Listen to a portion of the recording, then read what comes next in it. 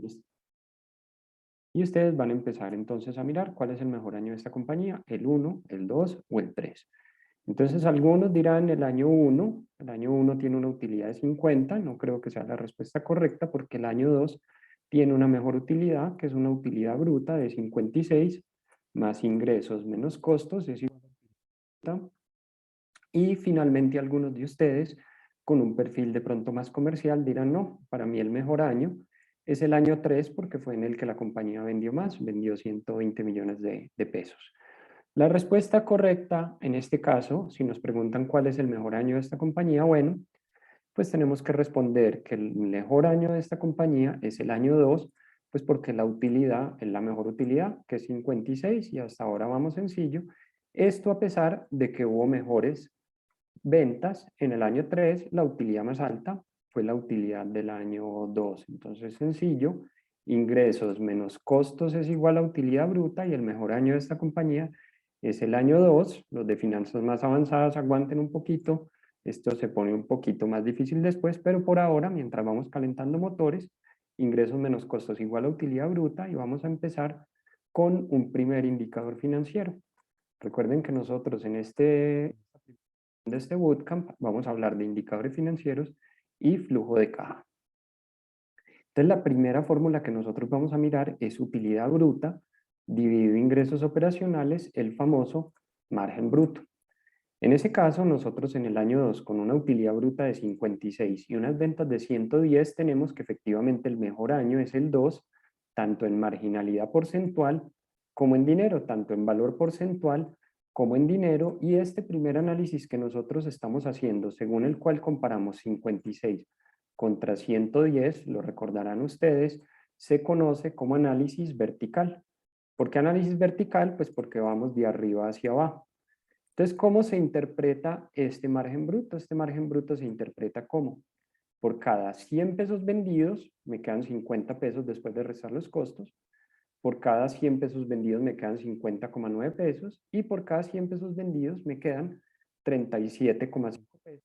Es el primer análisis de indicadores financieros, que es un análisis vertical según el cual empezamos a comparar utilidades contra las ventas que lo generan y simplemente los expresamos de manera porcentual para que siempre el análisis y el estudio sea base 100.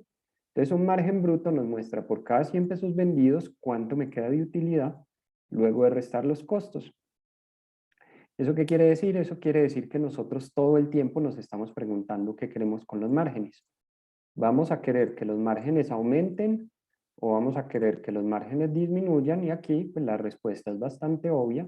Vamos a querer que los márgenes aumenten, vamos a querer que ocurran saltos como el que ocurrió del año 1 al año 2. Una disminución de márgenes en la que el margen cae de 50,9 a 37,5 pues no es deseable. Entonces la pregunta que nosotros nos hacemos es, si yo quiero que los márgenes porcentuales aumenten, ¿cómo hacemos para que un margen porcentual aumente? ¿Cómo hago para que un margen porcentual suba? Y finalmente eso lo encontramos en el segundo tipo de análisis que se llama análisis horizontal. Entonces el análisis horizontal nos va a permitir preguntarnos por qué se deterioró el margen con respecto al año anterior. Si ustedes observan del año 2 al año 3, pues finalmente lo que les mostraba era que había habido una disminución de margen. Y en ese caso hacemos un análisis de variación porcentual. Es decir, calculamos cuánto crecieron los ingresos y cuánto crecieron los costos. Por ejemplo, acá los ingresos crecieron un 10%. Saldo final, 110 dividido 100 menos 1, es una variación porcentual.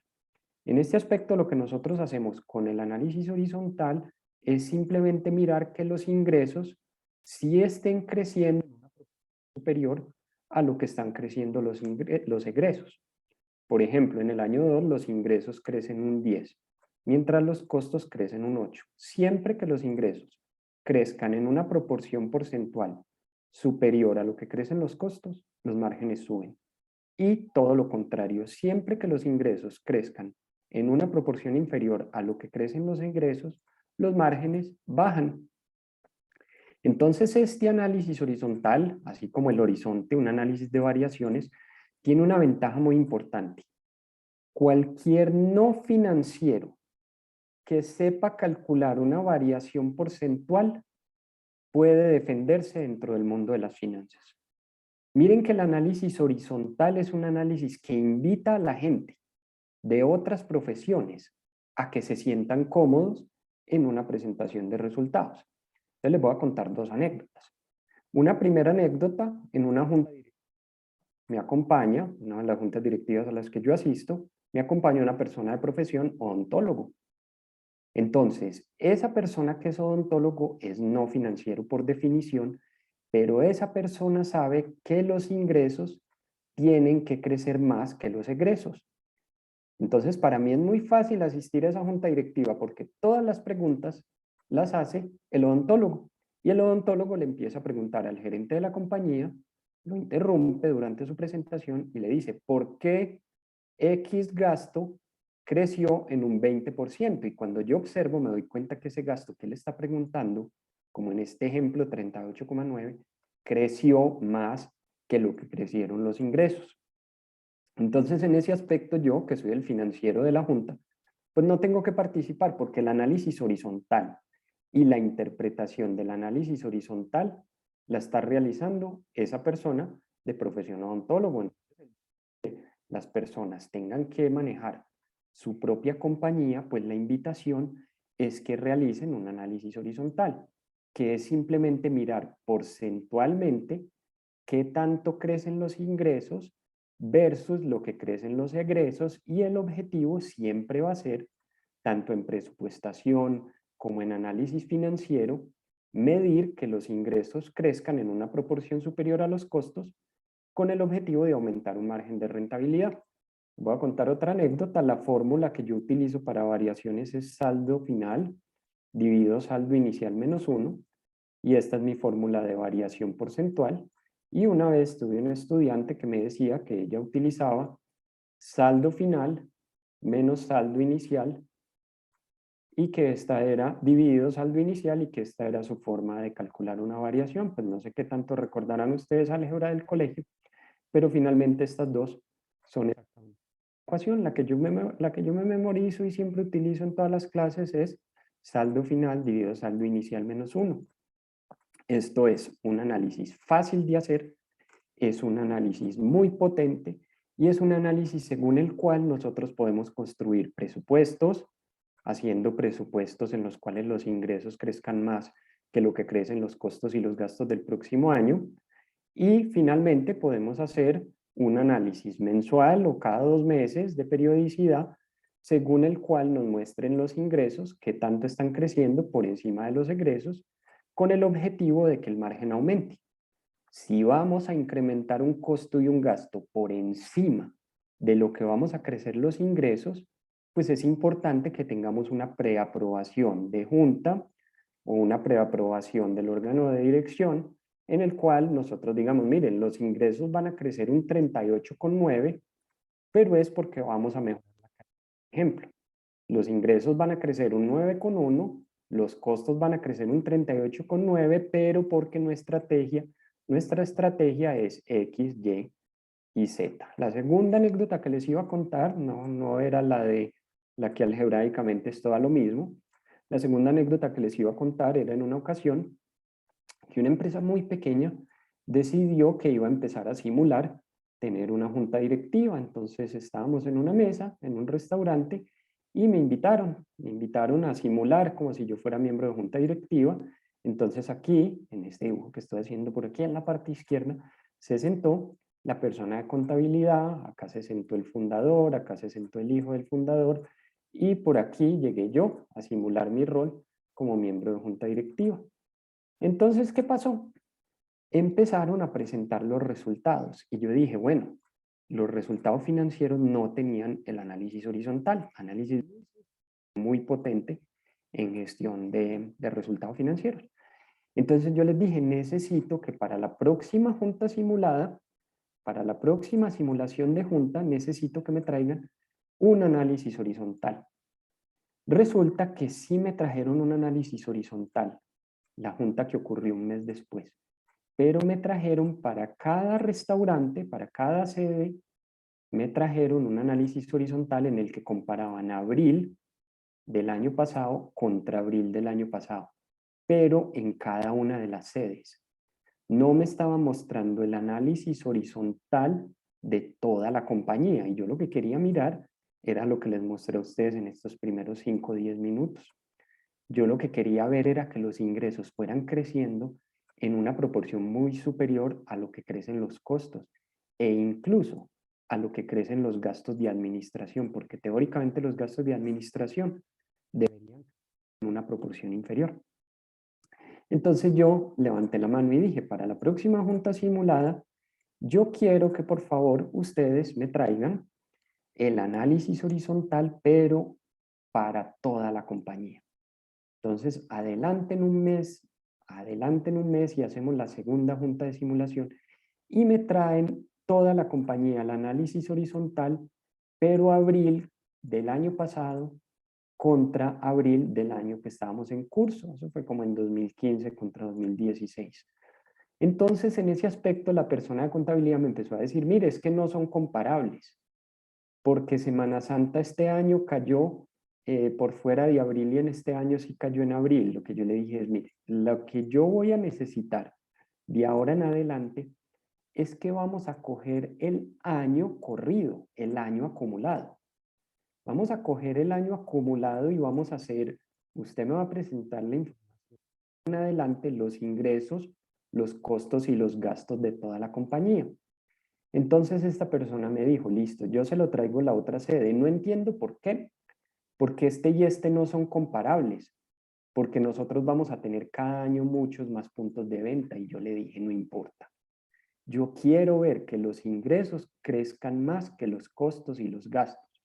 Después, en los anexos, usted me va a colocar el análisis vertical y horizontal de cada punto de venta según el cual lo vamos a hacer comparables, pero desde la perspectiva de lo que en inglés se llama el big picture, o sea, digamos el panorama entero, yo necesito un análisis horizontal con los estados de resultados acumulados. Esto matemáticamente no es difícil. Cualquiera que esté aquí que le ayude al hijo en tercero de bachillerato a hacer tareas, sabe calcular un análisis de variaciones y sabe calcular un análisis de porcentaje, 50 dividido 100, 50 dividido 110. ¿Qué tenemos que hacer? Conocer el hilo conductor entre el análisis horizontal y el análisis vertical. ¿Y cuál es ese hilo conductor entre el horizonte y el vertical? Bueno, que cuando los ingresos crecen más que los costos, el margen mejora. Entonces, uno de los objetivos de las finanzas es que los ingresos crezcan en una proporción superior a lo que crecen los costos y los gastos. Y si no crecen, y si no está ocurriendo, tenemos que decir, y ya tenemos, me pongo en el lugar del gerente, el por qué ocurrió lo que ocurrió. Hay unas personas que critican esto no está libre de crítica, hay unas personas que dicen, lo que pasa es que si siempre hacemos el presupuesto en que los ingresos crecen 10 y los costos crecen un 8, ¿cómo vamos a saber que de pronto no estamos utilizando en estos 75 unos ineficientes? Esos son los amigos que hablan de una cosa que se llama budget, presupuesto en inglés, zero, presupuesto cero. Entonces, algunos dicen, no, no haga el presupuesto buscando lo que ya está con las variaciones, porque eso quiere decir que alguna ineficiencia se puede perpetuar, sino que hagamos un presupuesto cero, según el cual vamos a mirar cuánto queremos vender y cuáles son los costos y gastos y estructura de comercial, de mercado, de personal, etcétera, que necesitamos para sostenerla. Ese es un ejercicio un poquito más complejo. No imposible, pero mucha suerte para los que vayan a hacer un budget cero. Para los que trabajamos en esto todo el tiempo, hacemos un análisis horizontal con los datos que ya tenemos, asumimos que se optimizaron los costos y los gastos y que se hizo la tarea bien y empezamos a hacer un juego de análisis vertical y análisis horizontal. ¿Cuál es la indiferente cuál sea su profesión? Si usted es capaz de calcular una variación porcentual, usted es capaz de entrar a hacer un análisis horizontal y vertical, un análisis de rentabilidad, como el caso de la persona que estudió odontología y les estaba contando. Ahorita les doy un espacio para preguntas. Entonces, si la primera pregunta de este seminario, de esta sesión, fue cuál era el mejor año de esta compañía, el 1, el 2 o el 3, aquí les voy a cambiar la pregunta. Tengo dos compañías, la compañía A y la compañía B, y les pregunto en cuál de las dos prefiero invertir, en la compañía A o en la compañía B. Tómense su tiempo. En la compañía A o en la compañía B, y me avisan cuando se hayan dado cuenta que era un truco barato para capturar su atención. Las dos son exactamente iguales. Ese truco lo hago cuando estoy dictando clases para que todo el mundo mire al tablero. Finalmente, en el caso de ustedes, es para que miren la pantalla. Yo sé que en este momento todos están con el celular en la mano. Yo siempre asumo que las personas cuando estoy dictando una clase virtual están con el celular en la mano y girando y mirando como el computador de lado, porque el ladrón juzga por su condición. Así soy yo. Me conecto en todos los webinars y me matriculo a todos los webinars que existen y no soy capaz de mirar la pantalla. Entonces, conociendo ese problema, entonces yo siempre hago preguntas que son capciosas para que miren, pero esta pregunta que les estoy haciendo aquí ya sí tiene una respuesta correcta. Aquí ya sí hay, y esto se parece al juego de niños, se encuentran las 7 diferencias. Las dos compañías van a alcanzar un nivel de ventas de 1.000 millones. Si están por fuera de Colombia, últimamente en estos webinars he tenido algunas personas de Perú sobre todo. Entonces, Colombia este sería $100.000 o 1.000 millones, o como me dijo una persona de Perú. No se preocupe, profesor, que yo simplemente le quito los 3 ceros a todos los ejemplos suyos y pudimos seguir con en este caso, un curso de valoración de empresas. Entonces, ¿en cuál de las dos prefieres invertir? ¿En la A o en la B? Vende 100 millones de pesos y va a alcanzar un nivel de ventas de 1.000, pongámosle certeza, estamos seguros que va a alcanzar este nivel, y la B, 100, y va a alcanzar un nivel de 1.000. Entonces, algunos de ustedes dicen, yo sigo sin ver la diferencia entre la A y la B. Tal vez, si observan con atención, van a encontrar que los costos variables en la compañía A y acá los costos fijos. ¿Qué significan los costos fijos? Los costos fijos es una manera en la que los financieros nos referimos a ciertos costos que van a crecer o con la inflación, en economía lo denominamos con el signo pi, o no van a crecer, van a tener cero crecimiento. Mientras los costos variables son una particularidad según la cual los financieros nos referimos a los costos que van a crecer en la misma proporción que crecen los ingresos. Vamos a validar micrófonos en silencio. Listo. Entonces por aquí Listo, estamos Feli. bien. Dale, Todo bien. gracias. Listo. Entonces tenemos los ingresos y los costos variables. Entonces uno dice, bueno, si el profesor, conferencista, loquito con micrófono, como me quieran llamar, dice que lo más importante es que los ingresos pasen de 100 a 1.000, pues, y en las diapositivas anteriores dijo que el objetivo era que los costos no crecieran en la misma proporción en la que crecen los ingresos, pues en este caso la respuesta, digamos, correcta, todo lo demás constante, o sea, alcanzando este nivel y sin ninguna cascarita, la respuesta correcta tendría que ser compañía B. Si nos ponen a elegir entre compañía A y compañía B, es la compañía B la respuesta correcta porque tiene unos costos fijos, lo que nos indica que los ingresos van a crecer en una proporción superior a los costos. Y aquí vamos a hacer otra anécdota. Una compañía, esto es una anécdota, yo siempre en mis anécdotas, créanme, el 10%, me gusta dramatizar mis anécdotas porque lo que ocurrió en la vida real es muy aburrido. Entonces me invento algunos cuantos números, etcétera, pero me sirve. Y en realidad, como en las películas, basado en una historia real, y la historia real fue el 1%. En una ocasión llegué a una compañía y esa compañía tenía ingresos por 60.000 millones de pesos y los egresos eran 55.000 millones. Entonces, la utilidad, 60 menos 55, la utilidad operativa, eran 5.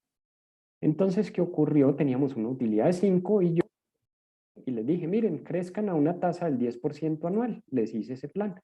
Y vayan creciendo los costos y los gastos en una proporción inferior. crézcanlo al 8%. Y ese era mi business plan, crecer esto 10%, eso en el Excel se hace muy fácil, es la misma fórmula de saldo inicial dividido, perdón, de saldo final dividido saldo inicial menos 1, pero al revés, saldo inicial por 1 más la variación. Y finalmente con esta misma ecuación hace una planeación financiera, pone a crecer las variables. Entonces este es finalmente el saldo final. De nuevo, si usted por ahí recuerda algo de álgebra, entenderá que esto es simplemente ir moviendo el orden de los factores.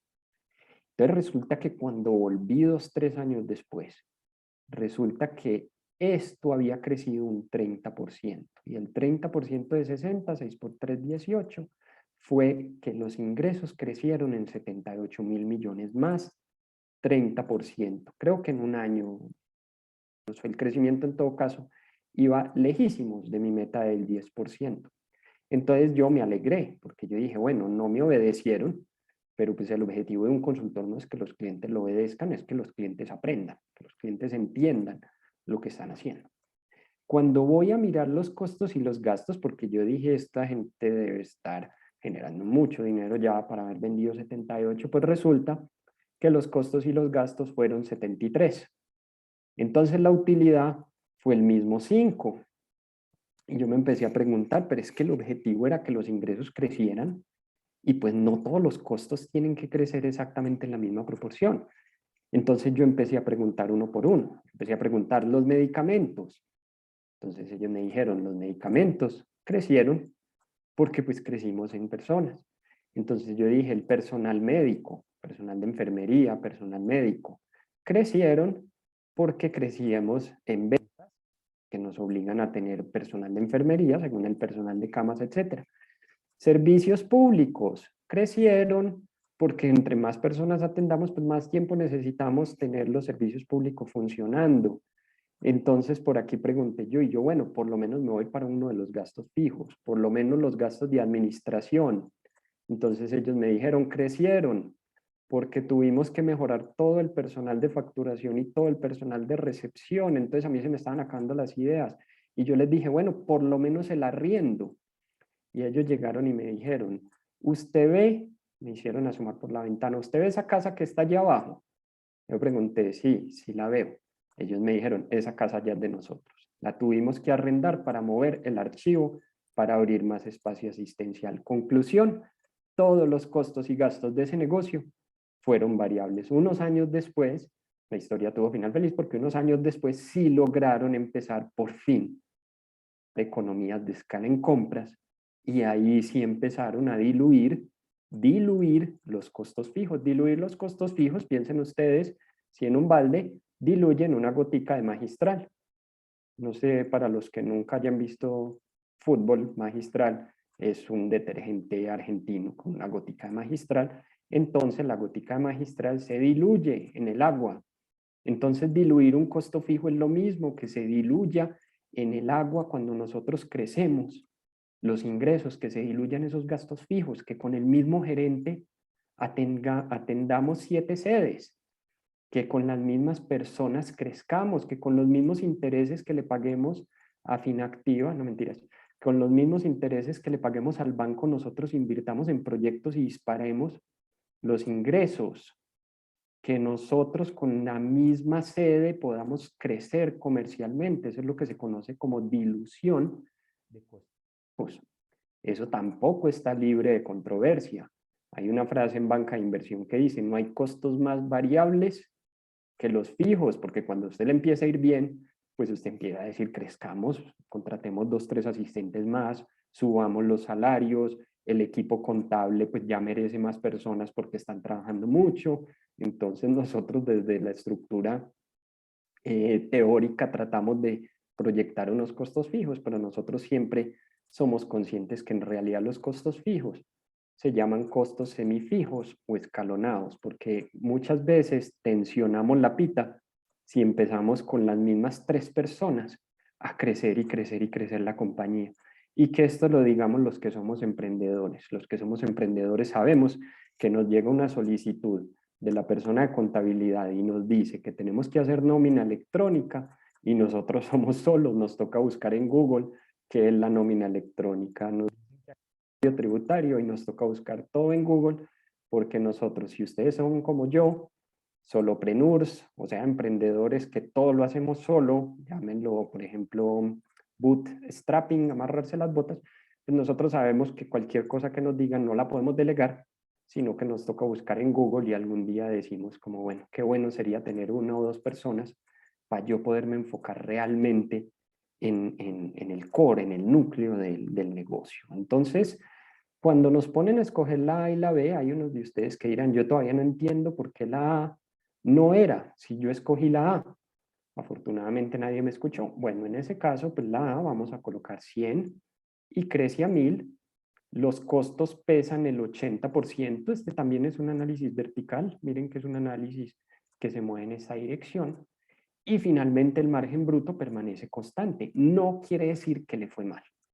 No quiere decir que le fue mal, porque pasó de 20 a 200. Si esto es 20.000 millones, pasó de 20.000 millones a 200.000 millones. Si esto es una pequeña compañía, empezó con 20 millones y se convirtió en 200 millones anuales de ingreso después de costos, que permitirá a la compañía crecer posteriormente. Entonces, a la compañía A no le fue mal. Nosotros no decimos que a la compañía A le fue mal. Nosotros lo que decimos es, a la compañía B le fue bien. Les voy a contar otra anécdota. Verdad, mentira, nunca van a saber. Yo les cuento el milagro, pero no el santo. Una persona montó un negocio de franquicias. Siempre aquí en las clases presenciales alguien me interrumpe y grita cosechas. No, no conozco la gente de cosechas. De hecho, esta historia es mitad verdad, mitad mentira. Una persona montó una empresa de franquicias y esa persona sin querer montó la compañía B. Queriendo o sin querer, porque me empezó a decir, cuando me lo encontré después, me dijo, es que la gente me compra las franquicias y yo no tengo que colocar ni asumir franquicia que yo vendo, franquicia que me entra el dinero. Tal es mi problema que estoy pagando demasiados impuestos porque tengo ingresos y no tengo costos asociados porque el costo lo asume el franquiciado. Entonces yo le dije, eso es lo que en finanzas nosotros llamamos un problema bueno. Y él me dijo, ¿y vos das ese tipo de asesorías? Y yo le dije, no, porque eso es una asesoría tributaria, porque lo que usted ya montó está bien montado y yo no soy asesor tributario ni me meto en esas aguas porque uno no se las sabe todas, uno solo sabe unas cuantas cositas en el mundo financiero. Las personas creen que todos los financieros somos iguales y resulta que los que valoramos empresas somos diferentes a los tesoreros, somos diferentes a los tributarios y todos los que están acá que son del gremio de finanzas o de contabilidad probablemente saben cuando van a la fiesta de diciembre de la familia y les preguntan en qué invertir y ustedes son un contador tributarista. Entonces aquí llegamos con ingresos operacionales de 100 a 1000 y acá el margen del 20 al 92%. Puede pasar una empresa que monte un software y esa empresa monta un software y de un momento a otro dice, ya no tengo tantos costos fijos y no hago sino vender y vender cajitas, no hago sino vender y vender el TurboTax y se me están disparando los ingresos y los costos y gastos no están creciendo en la misma proporción. Puede haber empresas que digan, yo cada nueva sede que abro, pues la abro, pero yo como gerente pues sigo mirando que cada nuevo punto de venta que estoy abriendo pues me genere suficiente dinero y con que cada punto de venta sea rentable, pues yo no necesito crecer la planta administrativa en una proporción muy grande. Nosotros hemos sido las mismas 5 personas cuando éramos 10 puntos de venta que cuando éramos 40 puntos de venta. Obviamente la gente ya está empezando como a trasnochar un poquitico. Ese es mi mejor intento por dibujar acá unas ojeras. Yo no sé si mis dibujos no, pero hay algo de contexto. Mi mamá fue profesora de preescolar 20 años, entonces algo se me quedó y acompañarla a las clases. Entonces, pues, entre otras cosas, por si notan que mi tono algunas veces es condescendiente, es porque yo le hablo a la gente como si le estuviera hablando a niños de 3 años, y pues, ¿qué hacemos si fueron 20 años de profesora de preescolar, además licenciada en educación preescolar? Entonces vamos acá, en el margen bruto sube de 20 al 92%, y ustedes, de pronto algunos dicen, sí, lo que pasa es que yo vengo de una empresa de manufactura, todo lo que usted está diciendo a nosotros no nos aplica, porque es que nosotros somos full costos variables, nosotros tenemos que importar materia prima, los costos directos, los indirectos y los de mano de obra de nosotros crecen en esa proporción. Más motivo aún para que me hagan caso y hagan análisis horizontales muy juiciosos, prácticamente en ese caso con regularidad mensual. Entonces, aquí el concepto de dilución de costos fijos, que en algunos casos se llama apalancamiento operativo. Me apalanco en los costos fijos como si esto fuera acá un brinca-brinca y entonces usted se apalanca en estos costos fijos y brinca cada vez más alto. Muy bien.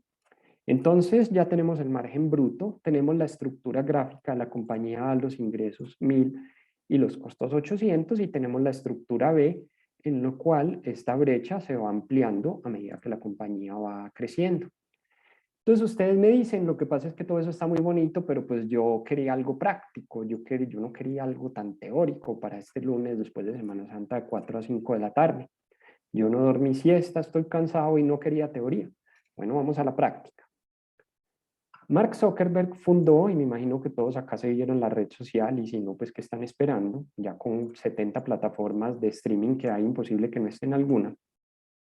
Resulta que en el 2004 Mark Zuckerberg, Facebook.com. En ese entonces, para los que vieron la película, se llamaba de Facebook, que precedió la idea de dos hermanos, los hermanos Twinklevoss, que son igualitos, son idénticos. De hecho, tengo que dibujar estos dos círculos igualitos porque son irreconocibles de lo parecido que son. Y los hermanos Winklevoss tenían una idea que se llamaba Harvard Connect, en la cual ellos dijeron, cuando nosotros vamos a crear una red social, pues simplemente la gente tiene que usar el correo de Harvard. Tanto es así que ustedes no habían nacido, pero en el 2008, cuando yo creé mi cuenta de Facebook, después en la película de la red social, vaya usted a saber si es verdad, así como mis anécdotas, no sabemos qué es verdad o mentira, pues finalmente el fundador de Napster les dice que le quiten el D.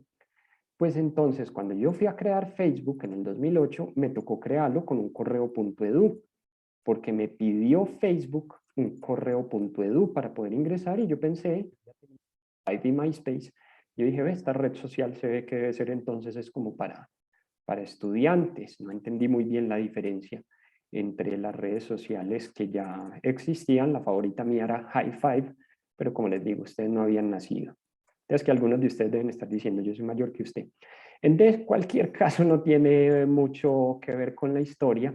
Lo que sí, y el punto al que voy, es que ellos con Harvard Connect tenían la idea equivocada. Y Facebook, cuando dijo que usted para crear tenía que tener un .edu, también tenía la idea equivocada, porque lo que ya hoy sabemos, llámenlo economía digital, llámenlo mundo millennial, llámenlo mundo startup, llámenlo el mundo de los unicornios, lo que ya hoy sabemos es que los planes de negocio que más reciben capital y que más atraen inversionistas son los planes de negocio escalables. Entonces, esta palabra de escalabilidad despegó totalmente porque la gente empezó a decir, mire, usted puede perder dinero, vamos a poner que estos son los costos y los gastos fijos, pero tarde o temprano, usted, si crece los ingresos de una manera exponencial, va a generar utilidades. Entonces, este tramo que está acá se llama utilidades, los ingresos son superiores a los egresos y este tramo se llama zona de pérdida o el valle de la muerte. Entonces apareció toda una industria que se llama Venture Capital en la que dijeron, bueno, pues si usted va a sufrir mucho en el Valle de la Muerte, y yo sí que lo he sufrido porque yo llevo 6 años como independiente solitario sin recibir capitalización de nadie, pues lo que a uno le dicen, si usted va a sufrir tanto tratando de hacer todo solo y no es capaz, la industria de Venture Capital te va a financiar esta pérdida para que logres crecer exponencialmente los ingresos. Y se hace el próximo Mark Zuckerberg. Mark Zuckerberg, pues que dio una población de 7,7 billones, 3 billones aproximadamente utilizan sus productos una vez al mes. Entonces, si nosotros vemos que de 7,7 billones, 3 billones lo capturan, entre otras cosas, no sé si ven que ya la curva se empieza a aplanar porque ya se le está agotando las personas que pueden utilizar productos de Facebook o filiales una vez al mes. De hecho, han hablado de globos aerostáticos porque ya dicen, mire, es que el problema para seguir creciendo esto es que la gente ya ni siquiera tiene internet. Entonces prácticamente encontraron una barrera de entrada, pero eso no es problema para Mark Zuckerberg porque entre otras cosas Mark Zuckerberg pasa de facturar 5 billones de dólares, que es impresionante, con una utilidad de 538, Hasta aquí ya es impresionante que una empresa con 8 años de fundada genere 538 millones de dólares. Unos años por acá atrás, los dos hermanos Winklevoss demandaron y dijeron, queremos demandar a Mark Zuckerberg porque él nos envió un correo. El correo claramente dice que no me molesten, que estoy trabajando en la plataforma que ustedes dos me encargaron. Y con ese correo en mano, pues Mark Zuckerberg les dijo, miren, por tener ustedes ese correo, les voy a dar un cheque de la grandiosa suma de 50 millones de dólares. Piensen ustedes que hoy los llame cualquier persona con la que ustedes le hubieran compartido una idea en pregrado o posgrado, de todas esas ideas raras que uno daba cuando estaba por ahí en la universidad, y les entregué un cheque de 50 millones de dólares con que usted no vuelva a molestar. Entonces ellos dijeron, bueno, pues recibamos ese cheque de 50 millones de dólares antes de que empezara la monetización dura de Facebook, porque la monetización de Facebook no la vio venir muchísima gente. Entonces, cuando ellos recibieron ese cheque de 50 millones de dólares, pues ellos dijeron, perfecto. Uno de los hermanos Winklevoss puso foto de perfil, abrió foto en Facebook y era una foto de él como remando. Yo la vi en esa época, como en 2009, y cuando yo vi que de perfil en Facebook, yo dije, esto solucionaron la pelea, pero estábamos como en 2008, 2009. Y después empiezan, y en escala es 538 millones, o sea que este cheque del que les hablo es como el 10%, pero al otro año los ingresos crecen 55 y los costos y los gastos se estabilizan. Es decir, con el mismo personal arrancó la estrategia de monetización. Monetización vía lo que se llama ads, publicidad, que hay en la comparecencia de Mark Zuckerberg ante el Congreso por acá, pues le tocó decir, Facebook, ¿usted cómo hace plata? Y él dijo, pues senador, nosotros vendemos anuncios, que fue por esta época, y miren que por esta época los ingresos crecen un 37 y los costos y gastos crecen en mayor proporción, porque se le estaba dañando las redes sociales, se le estaba dañando Facebook, entonces les tocó cambiar a Instagram y les tocó cambiar a WhatsApp y le tocó modificar todo. Porque finalmente lo que estaba ocurriendo era que Facebook ya era en absurdo rentable, 2,8 billones, 5 billones, 6 billones, 20 billones de dólares, 30 billones y 46 billones. A hoy todavía sigue ejecutando el apalancamiento operativo. Entonces, este caso de éxito de origen, pues a lo que nosotros llamamos el mundo de los unicornios, que fue simplemente un caso en el que todo el mundo dijo, yo quiero ser pues, el próximo Mark Zuckerberg y yo no los juzgo.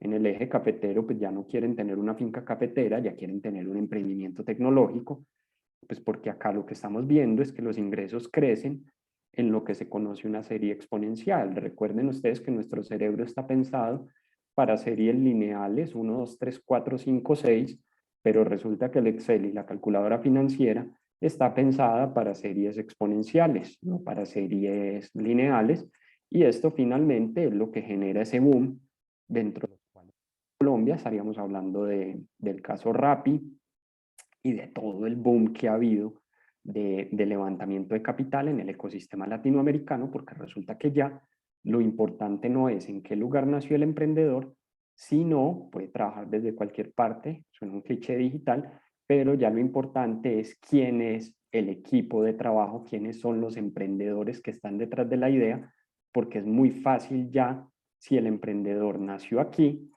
por aquí estamos nosotros, moverlo por acá o moverlo por acá. Lo único, tal vez dificultad será la barrera del idioma, pero pues en Latinoamérica somos 800 millones de personas.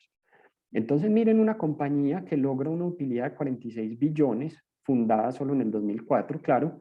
A mí me gusta mucho en los cursos de valoración cuando explico la parte de sesgos cognitivos, de me gusta pensar si a mí me hubiera parecido este jovencito con este business plan y me hubiera dicho generar una compañía que vale 581 unicornios, si yo no hubiera disparado inmediatamente todos mis sesgos a finalmente decir está loco. Pero eso es lo que ocurre, el business plan de Facebook era voy a capturar demasiadas personas en una red social y después la voy a monetizar vía anuncios. Hoy en retrospectiva suena muy fácil.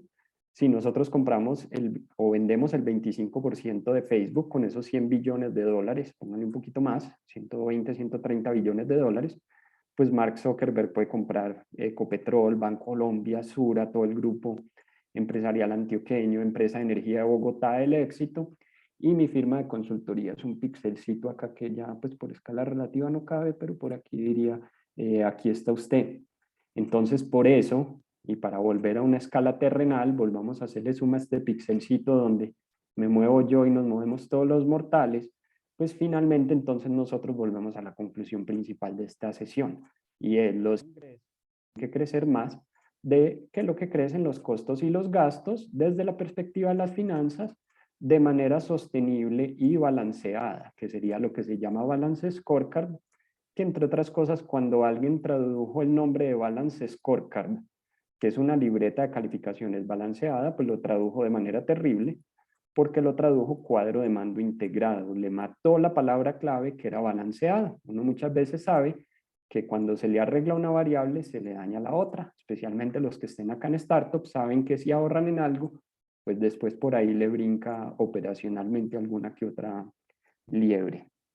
Entonces vamos con la primera premisa de la sesión de hoy. La primera premisa es uno de los objetivos de las finanzas, que los ingresos crezcan en una proporción superior a los costos y aumentar los márgenes de rentabilidad. Aquí le tenemos que adicionar de manera sostenible y balanceada. Balanceada porque el director está escuchando esto y está diciendo como no, yo necesito comprar un estudio de mercado, el director de recursos humanos, la directora está viendo esto y está diciendo yo necesito comprar Great Place to Work, entonces de manera sostenible y balanceada.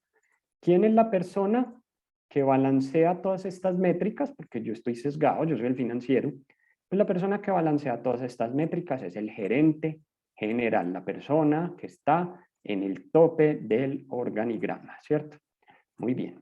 La dilución de costos fijos ocurre cuando los ingresos crecen, manteniendo los costos constantes o con inflación, eso ya lo tenemos claro. Y el reto para un emprendedor, y esto es reto, pero escribamos aquí reto más grande, porque el reto del emprendedor es identificar cuáles son los costos fijos en la proyección del plan de negocio e identificar la potencial dilución de costos fijos. Entonces esto es complicado porque si de por sí tenemos dificultad con la información histórica, ¿qué tal proyectar los próximos años y saber cuáles de esas ventas se van a diluir a medida que vamos creciendo? Pero pues finalmente es un Excel, el Excel no lo cobran por filas, nosotros tratamos de hacer el esfuerzo de identificar el plan comercial, cuáles costos fijos se van a diluir, y eso se lo presentamos a potenciales inversionistas y empezamos a comparar si lo que dijimos que iba a pasar, sí pasó.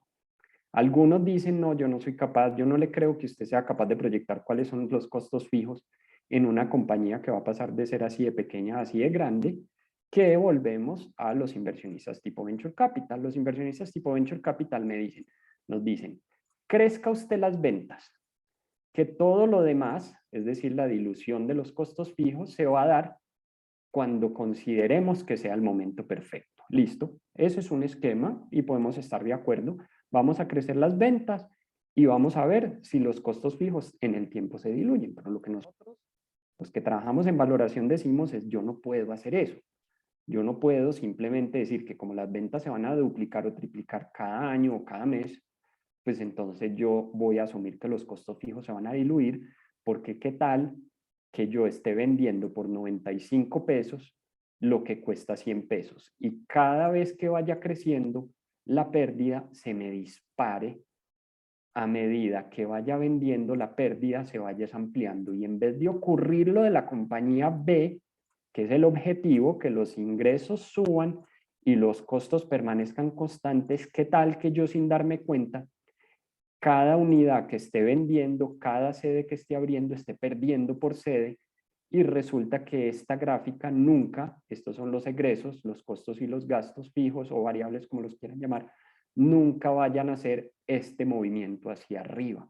Entonces por eso recibió bastantes críticas el esquema de WeWork, porque el esquema de WeWork muchos argumentaban, hasta hoy todavía no lo sabemos, si cada nueva sede que abrían lo que iba a hacer era terminar de abrir la brecha entre los costos y los gastos. Entonces, yo soy más amigo de entender la dilución de costos fijos, gastos fijos y modelarla. Tengo sesgo, pues trabajo en eso, pero pues finalmente también considero que es preferible hacer ese estudio o a menos que me digan, no, no vamos a hacer el estudio de costos y gastos fijos, vamos a disparar las ventas, pero porque en su concepción conceptual, lo que se llama el storytelling, finalmente estoy tranquilo que tarde o temprano los costos y los gastos se van a diluir. Entonces tenemos las tres primeras premisas de hoy.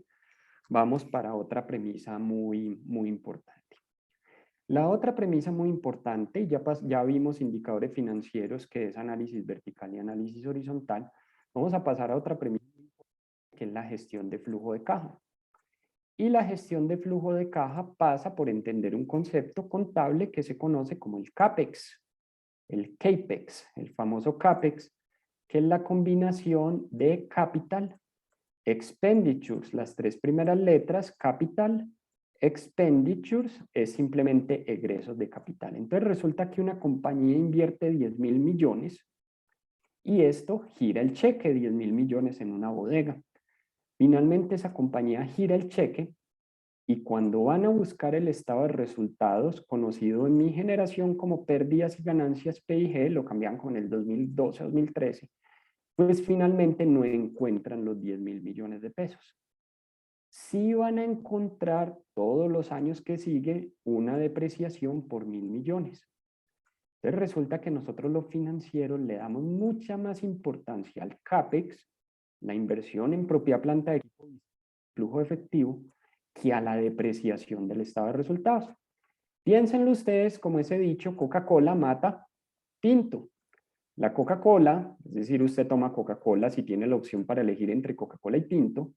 Coca-Cola es el CAPEX. Nosotros como financieros siempre estamos buscando en un estado financiero que se conoce como flujo efectivo, la inversión en propiedad, planta de equipo. Y ojo con esto, si no nos entregan el flujo efectivo, los financieros lo construimos. Y ya vieron, no, creo que van anticipando para dónde va el agua al molino en esta segunda parte. Si la primera parte de la sesión de hoy era el análisis horizontal, es importante. La segunda parte de la sesión de hoy es el flujo efectivo, es importantísimo. Y el flujo efectivo nos va a entregar la inversión en propiedad, planta, equipo, CAPEX, pero en el estado de resultados, estado de pérdidas y ganancias, que es el que manejan las personas que tienen formación en finanzas, sepan y entiendan que esos 10.000 millones se los van a suavizar y les van a seguir apareciendo 5, 6, 7, 8 años después como un costo y como un gasto. Entonces, Coca-Cola mata tinto, financieros enfocados todo el tiempo en el CAPEX. ¿Qué maldad veo yo que le hacen a la gente? Hombre, cogen personas que no tienen profesión financieras y en una reunión citan a todos y empiezan a decir que el CAPEX del proyecto son 5.000 millones, que el CAPEX de Cartagena son 30.000 millones y empiezan a hacer esa conversación. Todos los que han pasado por este tipo de entrenamiento sabemos que CAPEX es la inversión en propiedad, planta de equipo, pero dejan por ahí por fuera una persona que no tenía profesión financiera. Entonces hay que entender que este extranjerismo lo que están haciendo es ahorrarse decir las siguientes palabras: inversión en propiedad, planta y equipo, que es visible en un estado financiero, que es el flujo efectivo, y al CAPEX se puede, o puede ser intangible. La diferencia, cuando se puede tocar se llama depreciación, cuando no se puede tocar se llama amortización. Podemos invertir 2.000 millones en un software y amortizarlo durante los próximos 5 años. Este es un tema contable, donde nosotros como financieros lo que hacemos es la interpretación. Entonces nosotros todos los meses, las personas que somos financieras enfocadas en gestión de flujo de caja, todos los meses en las compañías que analizamos, miramos cuánto fue la inversión en propiedad, planta, equipo, CAPEX, no visible en el estado de resultados, sí visible en el flujo efectivo. Entonces, en el PIG o estado de pérdidas y ganancias o estado de resultados integrales encontramos el costo, pero en el flujo efectivo encontramos las inversiones y lo que nosotros sabemos es que pues estas inversiones nos pueden dejar ilíquidos, nos pueden dejar insolventes, y líquidos es sin dinero en el cajón, insolventes, diciéndole al banco que no vamos a tener capacidad de pago. Entonces, todos los meses vamos a revisar el flujo efectivo, la inversión en propiedad, planta y equipo CAPEX, que es un ejercicio contable. De ahora en adelante, a las inversiones en propiedad, planta y equipo, nos vamos a referir como CAPEX, la combinación de Capital Expenditure. Entonces, si la depreciación y la amortización, vamos a hablar sobre Coca-Cola Mata Tinto. Si la Coca-Cola es el CAPEX y el tinto es la depreciación y la amortización, ¿por qué no hacemos un ejercicio, dicen los financieros, en el cual tomemos los costos de la compañía y desagreguemos esa depreciación y esa amortización contable porque no son salida de efectivo? Entonces, lo que yo hago cuando ustedes no están viendo, o sea, durante el día, es mirar cuánto es el CAPEX de las compañías y solicitarle dentro de sus gastos la apertura de la información para desagregar la depreciación y la amortización. Eso lo hacemos con algo que se llama el balance de prueba o el libro mayor. Pídaselo a su persona de confianza, a su persona de contabilidad de confianza. Entonces, los gastos de administración y los gastos de venta los desagregamos en depreciación y amortización como una manera de poder identificar cuáles costos y gastos sí controla la gerencia. Porque yo no puedo premiar al gerente porque la utilidad subió en 1.000 millones de pesos y resulta que fue que se terminó de depreciar el megaproyecto que se había hecho 10 años atrás cuando esa persona ni siquiera estaba en la gerencia. Entonces lo que nosotros hacemos, adelante. Perdón, tenemos varias preguntas que van acorde a lo que estás explicando en este momento. Te las voy a hacer ya a ver si las vamos respondiendo. ¿Te parece? Buenísimo, dale. Listo. Carolina Galindo nos pregunta, ¿hay varias formas de manejar la depreciación o contablemente solo hay una manera? Esa es la primera pregunta de Carolina. Sí.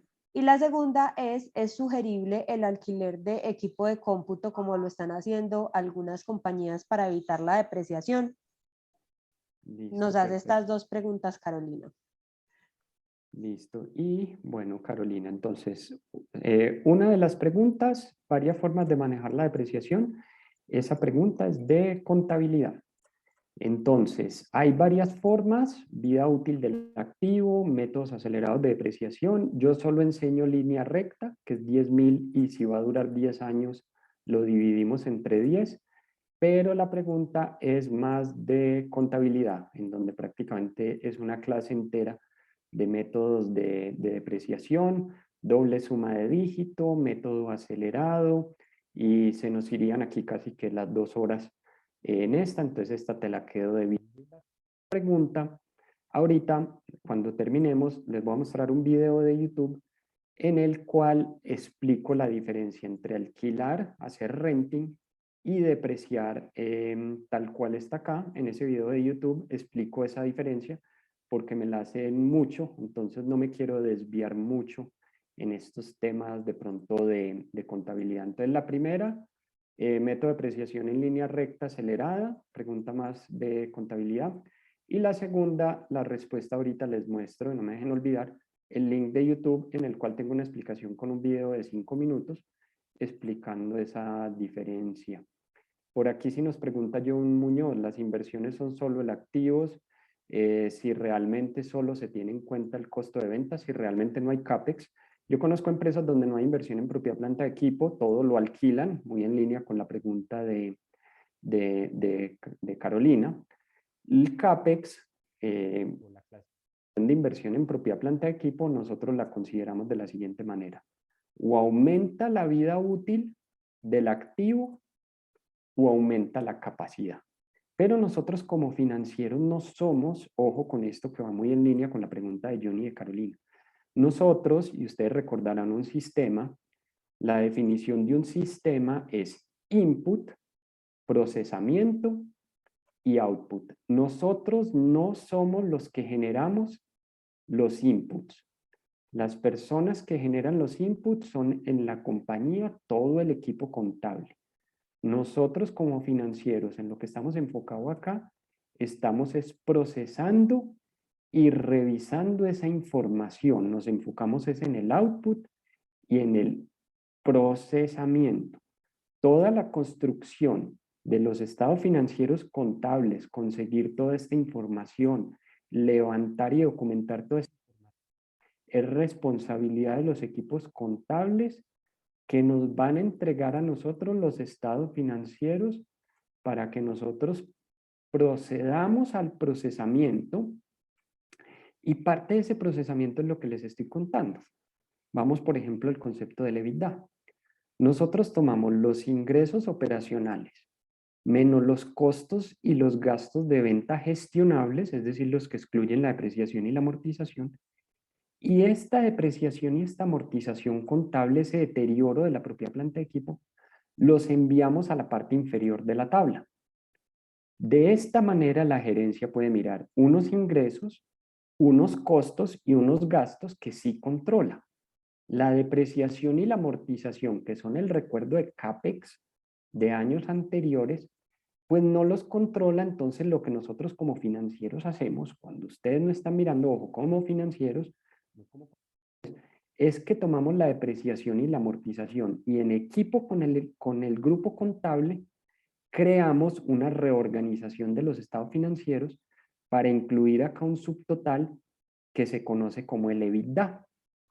Esta sección se llama CAPEX y EBITDA. CAPEX es inversión en propia planta de equipo, aumentan la vida útil o finalmente incrementan la capacidad instalada. Lo encontramos como la variación de la propia planta de equipo bruto en los estados financieros que nos entreguen.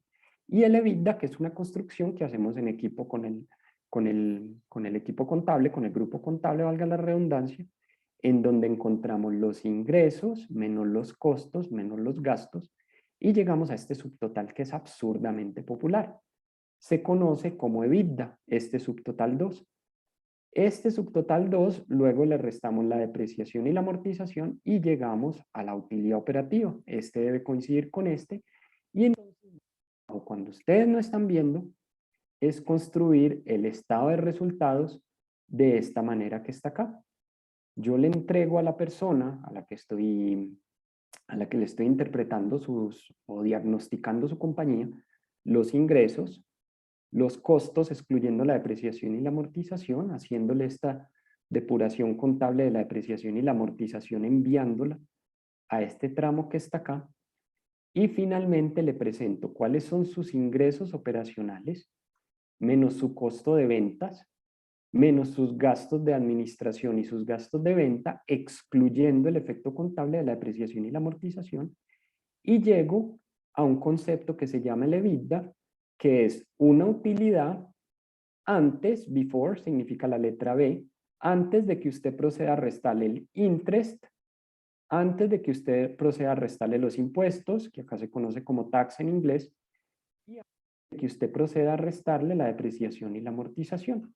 El nombre de nuevo es un extranjerismo, es un earning, antes una utilidad, antes de que usted proceda a restar interest, tax, depreciation and amortization.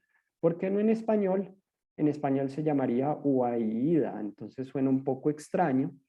Entonces finalmente apelamos al extranjerismo. Earnings before interest, tax, depreciation and amortization. La fórmula oficial del EBITDA son: muéstreme sus ingresos, muéstreme sus costos, muéstreme sus gastos de administración y muéstreme sus gastos de venta.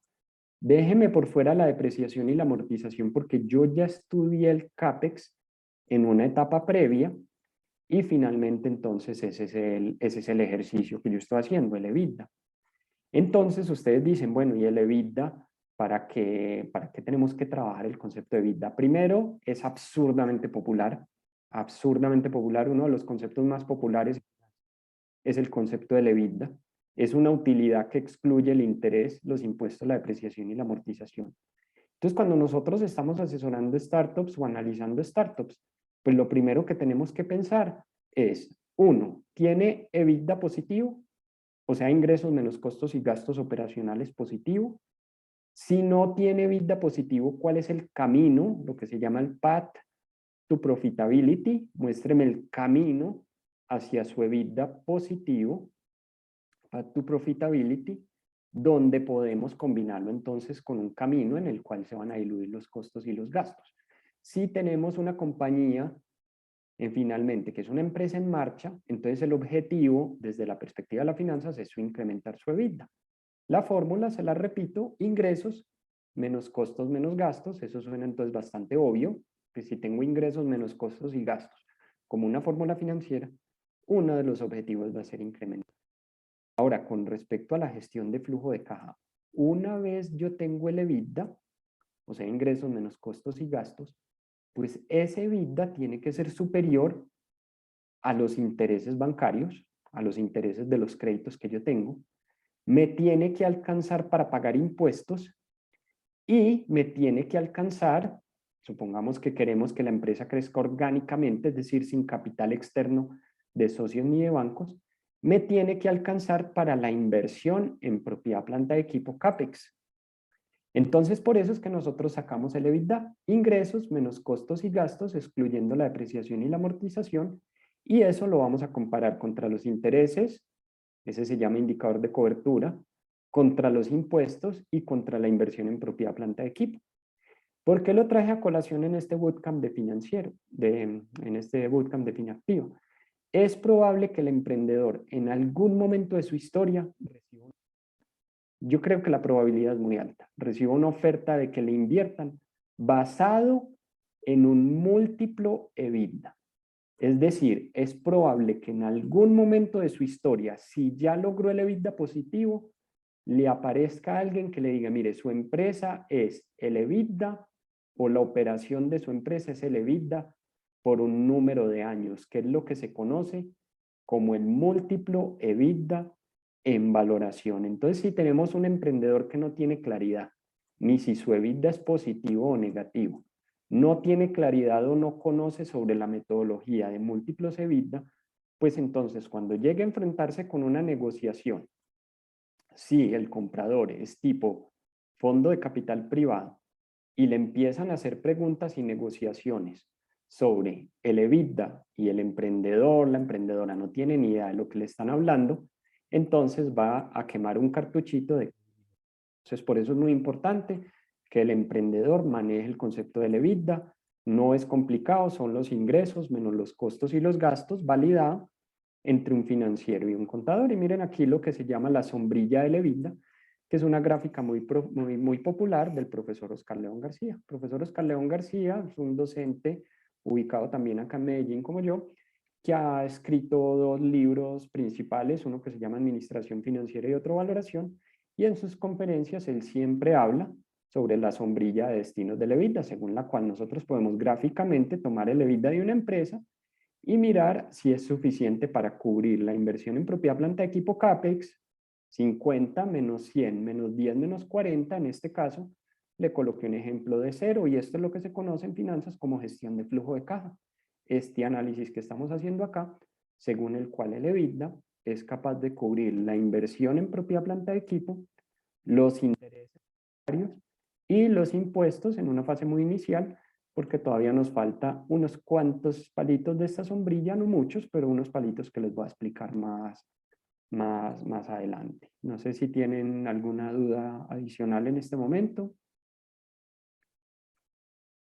Tenemos en este momento conectados entonces 76 personas. Si no tienen dudas, asumo que entonces vamos bien. Igual luego les voy a mostrar dónde pueden volver a repasar todo esto que estoy diciendo. María José, ¿todo bien? Audio, Todo chat, bien, perfecto. perfecto. No tenemos por ahora Perfecto. preguntas en el chat, pero recordémosle a nuestros asistentes que si quieren hacer alguna pregunta, pueden o escribirla o levantar la mano. Listo, estamos súper bien, Félix.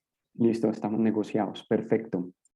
Te voy a contar una historia, María José. No tiene nada que Listo. ver con este seminario. Soy feliz con las historias. Me he reído Ah, bueno, vamos más historia, menos clase. de una. El año era 1998. Yo tenía 18 años, sí, yo soy modelo 80. Entonces yo tenía 18 años y mi mamá me dijo, ¿por qué no me acompañas donde tu tía política Liria? Eso y yo, esta es mi mamá. Y ella me dijo, acompáñame donde tu tía Liria que nos va a enseñar a hacer velas. Entonces yo dije, ¿velas? Sí, acompáñame que nos va a enseñar a hacer velas. Entonces yo le dije a mi mamá, perfecto, vamos. Entonces cogimos el carro y nos fuimos para donde mi tía Liria. Este se supone que es un carro. Y nos fuimos para donde mi tía Liria. Entonces mi tía Liria nos dijo, miren, hacer velas es muy sencillo. Cojan un tubo de PVC, en ese tubo de PVC vacíen lo que se conoce como la parafina, que es como un bloque que venden de parafina, que es como una seda, como una cera prácticamente, rómpanle un pedacito, pónganlo a hervir de forma que se convierta de sólido a líquido y en un moldecito, pues vacíele el líquido.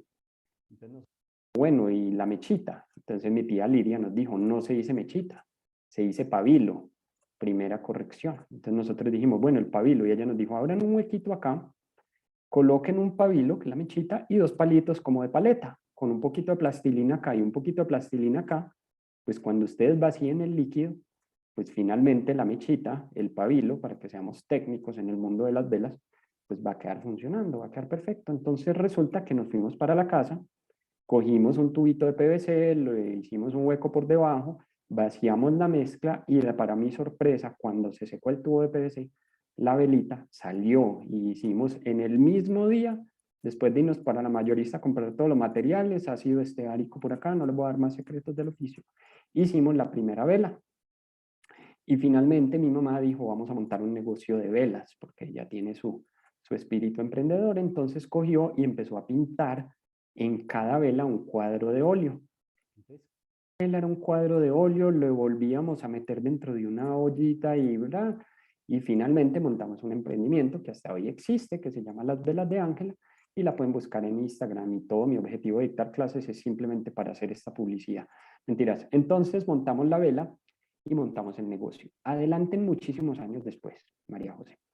Y resulta que mi esposa, yo ya estaba casado y ya estaba dictando clase en EAFIT, entonces apareció mi esposa y dijo, tengo una idea, en vez de pintar esas velas al óleo que quita tanto trabajo, ¿por qué no les colocan en un envasecito, que no sea sino vaciarla y la venden, pero, este se supone que es un bombillito de la idea, pero la idea es que la vela pues no tenga tanto trabajo. Entonces yo le dije, me gusta esa idea porque mi mamá ya entre otras cosas estaba haciendo cada vez menos velas pintadas al óleo y más velas con diseño. Entonces mi mamá llegó y dijo, compremos vasijas del Carmen de Viboral.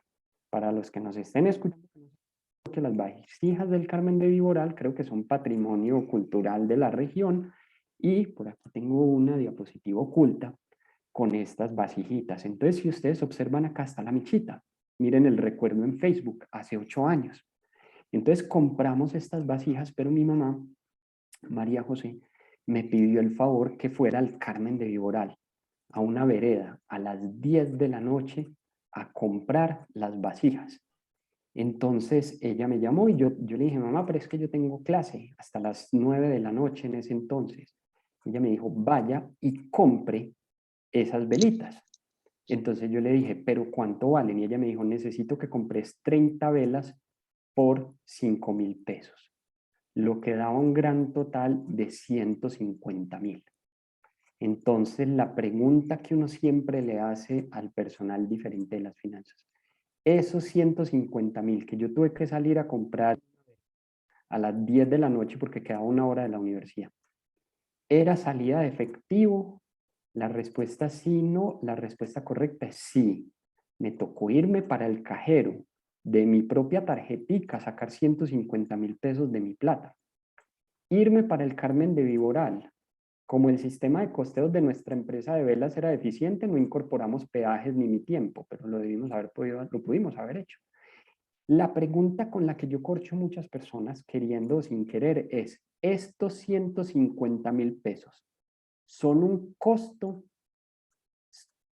sí o no? Porque es que yo tuve que sacar 150.000 pesos del cajero y para esa vereda a las 10 de la noche salió un señor de unos matorrales, salió con una bolsa de basura negra y dentro de esa bolsa de basura estaban todas las vasijas. Yo creo que si hubiera pasado algún policía por ahí, hubiera preguntado a ustedes qué transacción sospechosa están haciendo. Y la pregunta ¿es un costo sí o no? Y hay unas personas, mitad del salón, cuando puedo hacer encuestas, me dicen que sí es un costo y la otra mitad me dicen que no, dependiendo de su conocimiento previo de contabilidad. Porque la verdad es que esta es una pregunta capciosa, es una cáscara de banano, como una cascarita de banano de Mario Kart. Esta pregunta es muy capciosa porque sí es un costo, este es el honguito, ¿no? Sí es un costo cuando la vela se vendió. No es un costo cuando la vela estaba en el mesón de la cocina, alias el pollo de mi casa.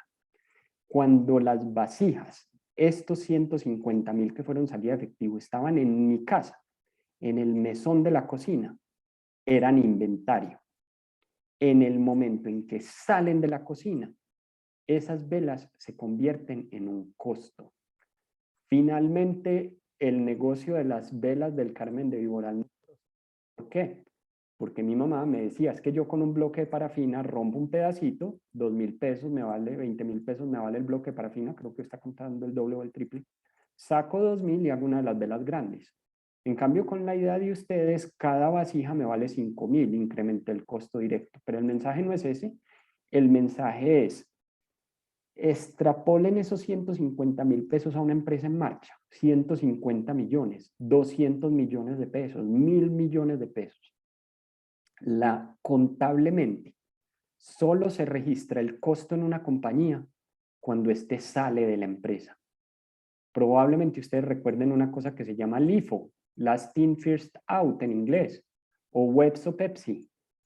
La letra clave es la letra S, salir. Se contabiliza el costo cuando sale de la compañía, no cuando entra, cuando sale. Entonces resulta que los costos, si yo produzco 100 van al inventario, van al balance general y al flujo efectivo, y 100 que se venden van al costo.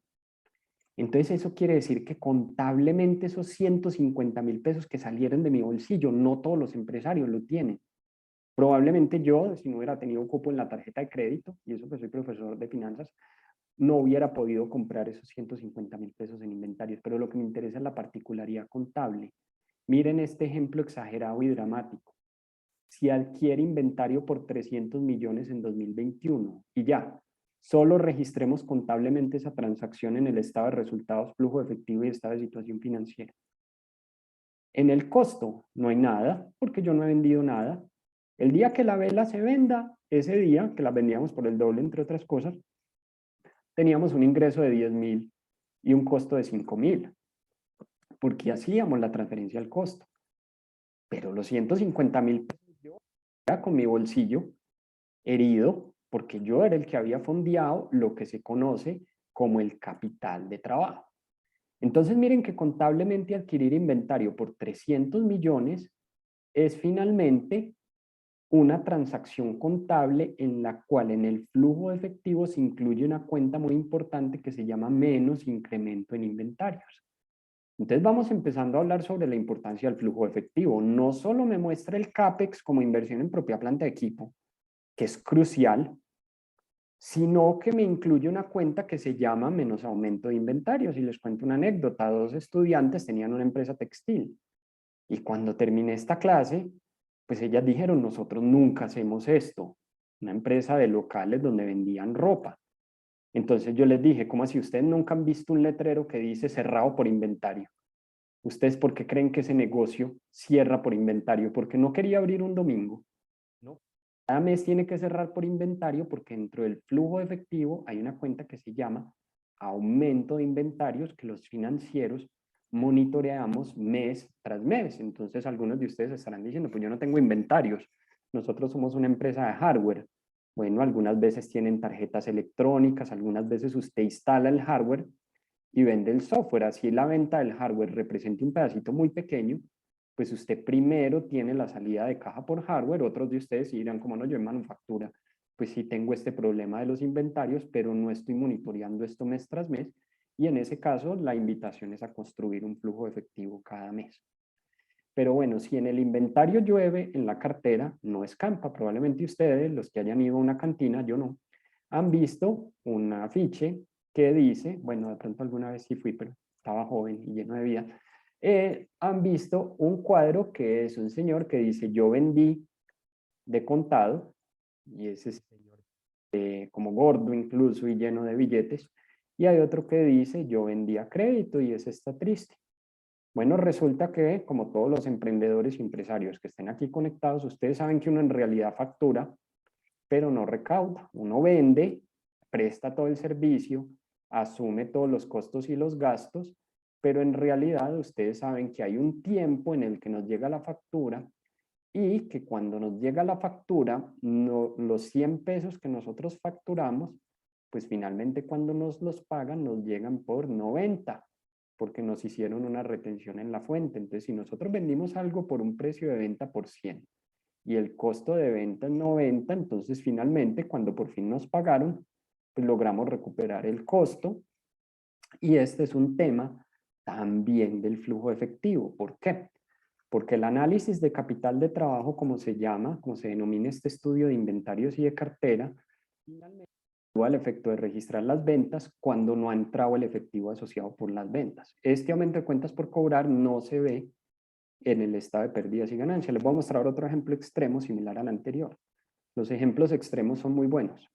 Se vende 200, pues buenos de explicar, no buenos para el que lo esté sufriendo. Se venden 200 millones o los que estemos sufriendo, porque a mí tampoco crean, no crean que yo emito una factura y ese mismo día me llega la notificación de Bancolombia. Se venden 200 millones de pesos en el 2021 y no se cobran. ¿Cómo se registra contablemente esta transacción? Bueno, se crean los 200 millones en la facturación. Si el empresario no ha hecho un entrenamiento de estos, pues lo que va a pensar es que tiene 200 millones de utilidad neta y que se los puede repartir de dividendos. Y realmente nosotros sabemos que en el flujo de efectivo hay una cuenta que se llama menos aumento en deudores, menos variación de la cartera, que depura de estas ventas que no han entrado en efectivo. Entonces tenemos otro caso en el que el estado de resultados nos muestra una cosa y el flujo efectivo nos muestra otra. Yo, por ejemplo, me gusta dibujar esta carreterita. Este es el estado de resultados o PIG y por aquí está el carrito y este es el flujo efectivo. Entonces, el estado de resultados nos muestra los ingresos, lo que se vendió, pero en el flujo efectivo no lo depura contra las cuentas por cobrar. Nos muestra si las cuentas por cobrar ya se recuperaron o no. El estado de resultados nos coloca la depreciación, el flujo efectivo nos muestra el CAPEX, que es la inversión en propiedad blanda de equipo.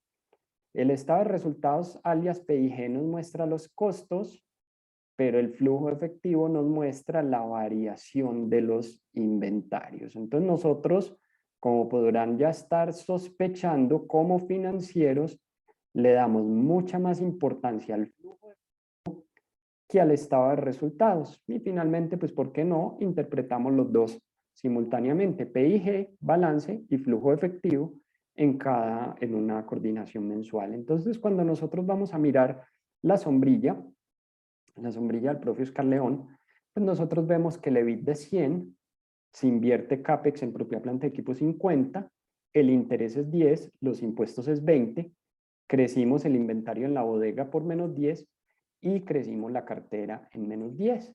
Entonces mi esposa me pregunta, ¿cierto? Ella me pregunta así, si vos sabes tanto, ¿por qué no somos empresarios?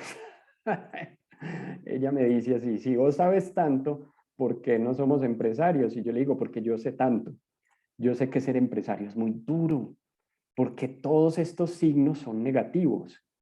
El único que es positivo es el EBITDA, que son los ingresos menos los costos y menos los gastos, pero yo admiro a todos los empresarios y emprendedores que no son como yo. Finalmente yo digo que soy un emprendedor, pero en realidad pues soy un profesor y un consultor glorificado. Lo que yo siempre digo es, mire, esto resta.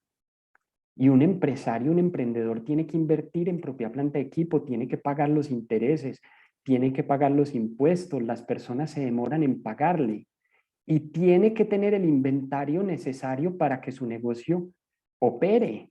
Y todos esos son negativos para finalmente que tenga ingresos superior a los costos y los gastos, es decir, que tenga un EBITDA positivo y después tenga que asumir todo eso. Eso es un acto que es un acto muy valiente. De hecho, pues cuando ya por fin el emprendedor vende 1000 o el empresario vende 1000 y aquí después de todos estos negativos le quedan 10, 20 o 30 pesos para repartir, que es un 2% entre otras cosas, pues finalmente se merece desde mi perspectiva todo su éxito.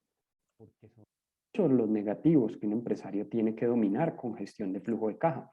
Hay unos positivos, ¿cuáles son? Vamos a mirar la siguiente diapositiva que está después de las premisas. Hay unos positivos, pero no se pueden utilizar o hay que utilizarlos con precaución. Los positivos se los voy a explicar más abajo, por ahora vamos a mirar las premisas.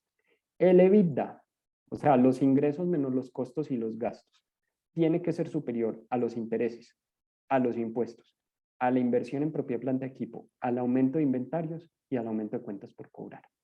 Si el EBITDA no cubre estos egresos, la empresa se financia, por eso les decía, o con proveedores, pues le pasamos el problema al que está atrás en la fila, ¿cierto? Finalmente le decimos, vea, si a mí no me pagan, yo a usted tampoco le pago, para que él se vaya hasta que llegue de atrás en el eslabón, hasta que lleguen finalmente a Adán y Eva.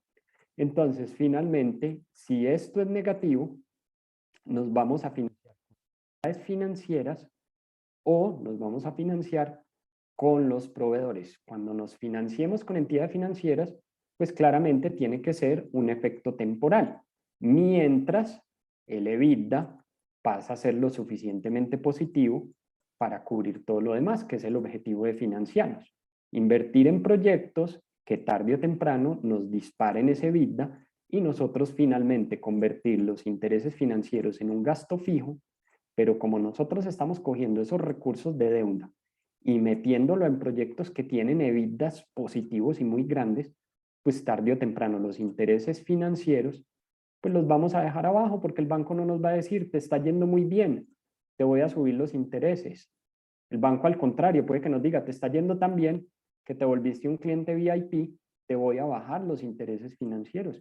Y esa es la esencia del juego financiero. Miren acá la sombrillita totalmente. Por ahí veo en el chat una pregunta, va a terminar esta. Los destinos de la EBITDA, que la gráfica del propio Oscar León, son los ingresos menos los costos y gastos de la operación. A mí me gusta incluir algunos egresos dentro de esta gráfica, descuentos, 4 por 1000, gastos transaccionales, y esto nos da como origen el EBITDA ajustado. O sea, ingresos menos costos y gastos, excluyendo depreciación y amortización, que tiene que cubrir CAPEX, intereses, pagos de vencimiento de deuda que solicité en años anteriores, impuestos, atrapamiento en cartera, retenciones, más aumento de cuentas por pagar y menos aumento de inventarios. Miren que este es positivo y el EBITDA es positivo. Son las dos herramientas de las cuales puede un empresario, digamos, financiarse. Y pues ya para lo que me preguntan, de pronto me lo preguntan, o creo que está por ahí arriba, pues es finalmente entonces ejercicios de factoring, pero ese lo verán en el bootcamp, que finalmente también es una fuente de financiación en la que dice, mire, yo dicto 4 horas de clase, llego a mi casa y esas 4 horas de clase no se convirtieron en efectivo, yo tuve que pagar el parqueadero, un palito de queso y una Coca-Cola. Este sí, todos mis ejemplos son ficticios, este sí es real. Yo dicto 4 horas de clase en la universidad, pago parqueadero, pago un palito de queso y finalmente pago la Coca-Cola. Yo parezco haciéndole publicidad a Coca-Cola, algún día me deberían hacer un reconocimiento sobre eso. Y finalmente, cuando yo llego a mi casa, salí con 10.000 pesos o 12.000 pesos y cuando llego a mi casa a la universidad, a pesar de que dicté 4 horas de clase, tengo testigos de que dicté 4 horas de clase. Si salgo de mi casa con 12.000 pesos, llego a mi casa con cero.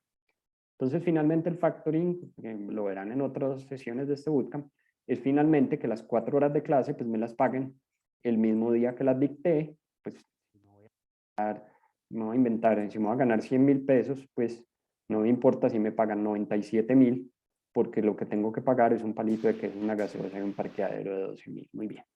Entonces vamos a mirar ahora sí esta presentación. Voy a mirar acá dudas. Tenemos el aumento de deudores, son las mismas cuentas por cobrar. Sí, es la cuenta 13 dentro del plan único de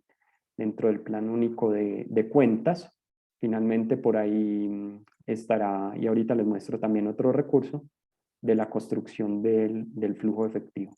Entonces el profe Oscar León García, porque quiero mostrarles la diferencia, él en la pandemia dictó una conferencia en la Universidad Nacional sobre tips financieros para la cuarentena. Yo también participé en este ciclo de conferencias y yo le dije a mi amigo Juan David, que era el coordinador de esto, Juan David González, yo le dije, mire, no ponga nada de la pandemia, cuando la pandemia se acabe, que recuerdo.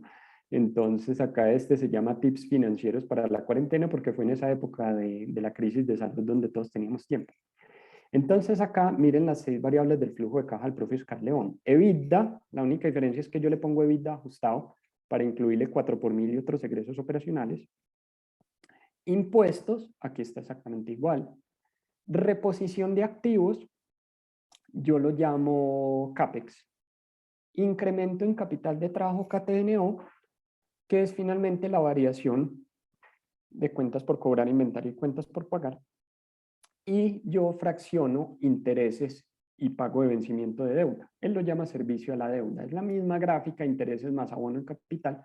Simplemente a mí me gusta mover los dividendos hacia la parte inferior. Me gusta colocarle EBITDA ajustado para incluirle 4 por mil y otros egresos que se pueden caer por fuera, pero es la misma lógica. Si a ustedes les interesa, pues esto es un video de 2 horas más o menos de esa conferencia, pero simplemente para que vean que no les estoy diciendo mentiras. La gráfica de destino del EBITDA es una gráfica pues muy favorita entre los que les gusta analizar el flujo efectivo, y pues digamos que uno de los recursos es que ustedes pueden ver esa conferencia. Si no quieren graficar la sombrillita del EBITDA, pues hombre, miren las tablas en datos, pues el Excel, simplemente tienen que, y simplemente no, la verdad esto quita la variable más escasa de todas, que es el tiempo, que es la variable, el recurso más escaso. Entonces, finalmente ustedes tienen que construir el estado de resultados de esta manera: ingresos, costos, gastos de administración y gastos de venta abierto al detalle de manera que se excluya la depreciación y la amortización. La variación porcentual de estas cuentas, lo que se llama análisis horizontal, según la cual los ingresos tienen que crecer en los costos y los gastos. El subtotal más poderoso, dentro, no digamos poderoso, porque la verdad el ego, por ejemplo, es más poderoso. El EBITDA, que es el favorito de todos, la utilidad en la que por debajo de él esté la depreciación y la amortización, los impuestos y el interés.